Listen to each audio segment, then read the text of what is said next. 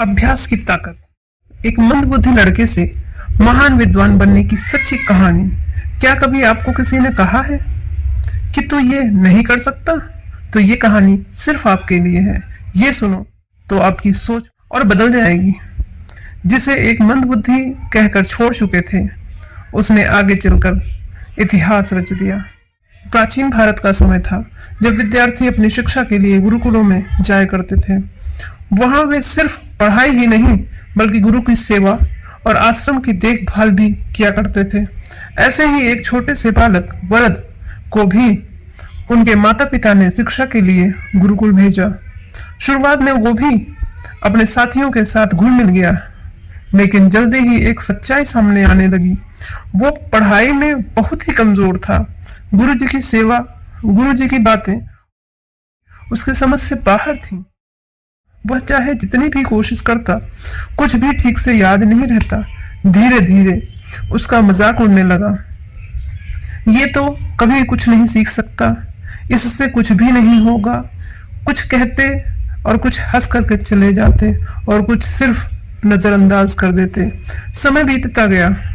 सभी छात्र अगली कक्षा में चले गए, लेकिन वरद वहीं का वहीं रह गया। आखिरकार गुरुजी ने भी हार मान लिया और कहा, बेटा वरद, अब इससे आगे कुछ हो पाएगा मुझे नहीं लगता। अच्छा यही होगा कि तुम घर लौट जाओ और अपने परिवार का हाथ बटाओ। दिल टूटा हुआ था, आंखें नम थीं। वरद चुपचाप अपने बस्ते को उठाया और भारी कदमों से गुरुकुल छोड़ दिया। लेकिन कहानी यहीं खत्म नहीं होती। दोपहर का समय था, धूप तेज थी, प्यास भी लगी थी। चलते चलते एक जगह उसने देखा कुछ महिलाएं कुएं से पानी भर रही हैं। वह पानी पीने रुका। तभी उसकी नजर कुएं के किनारे पड़े पत्थरों पर गई, जहां गहरे निशान थे। उसने हैरानी से पूछा, माँ जी, ये निशान कैसे बने? एक महिला मुस्कुराई और बोली, बेटा, ये रस्सी के बार बार जाने से बने, धीरे धीरे वर्षों में।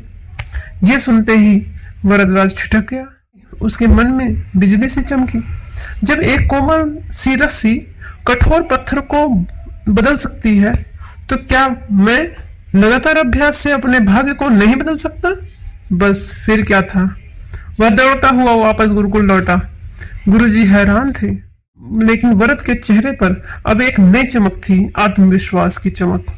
कमजोर था, हारा हुआ था, अकेला था, लेकिन उसने सिर्फ एक चीज की, अभ्यास। अब उसने दिन रात एक कर दिया। सुबह से शाम तक अभ्यास बार बार दोहराओ। एक ही चीज तब तक करता जब तक वो पूरी तरह से सीख न जाता। गुरुजी भी उसका लगन देखकर दंग रह गए। उन्होंने सोचा, कर भला तो हो भला। अब उन्होंने उसका साथ देना भी शुरू कर दिया। और वही लड़का जो कभी मंदबुद्धि कहलाता था, आगे चलकर संस्कृत व्याकरण का महान विद्वान बना, जिसने लघु सिद्धांत कौमुदी, गिरवाण पदमंजरी, सार सिद्धांत कौमुदी जैसे अद्भुत ग्रंथों की रचना की। शिक्षा अगर पत्थर को रस्सी बदल सकती है, तो इंसान को अभ्यास क्यों नहीं? सपने किस्मत से नहीं, लगन, निरंतर अभ्यास और धैर्य से पूरे होते हैं। चाहे पढ़ाई हो, खेल हो, कला हो या कोई भी हुनर, अभ्यास ही असली चाबी है सफलता की।